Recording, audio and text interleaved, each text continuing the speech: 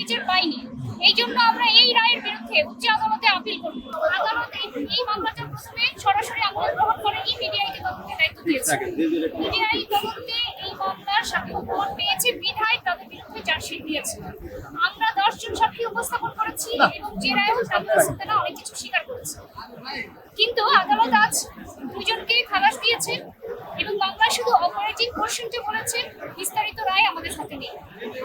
কিন্তু আমরা মনে করি যে উপযুক্ত সাক্ষ্য প্রমাণ থাকা সত্ত্বেও জুডিশিয়াল মাইন্ড অ্যাপ্লাই না করে এই ধরনের রায় দেয়া, এটা আমরা সংক্ষুব্ধ এবং আমরা ন্যায় বিচার পাইনি।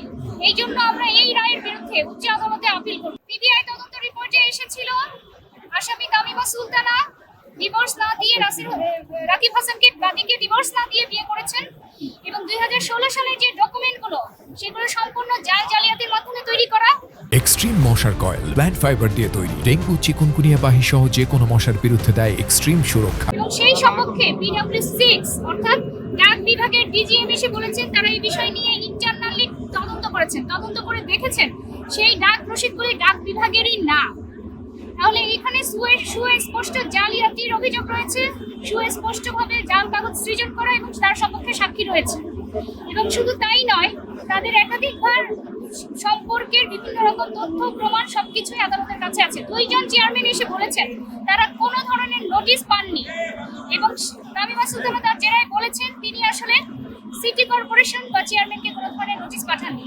এখন আমাদের বক্তব্য হচ্ছে কোনো নোটিশ না পাঠায় জাল ডকুমেন্ট তৈরি করলেই যদি খালাস পাওয়া যায়, তাহলে এই ধরনের দৃষ্টান্ত আসলে সমাজের জন্য খুব ক্ষতিকর দৃষ্টান্ত হয়ে থাকবে।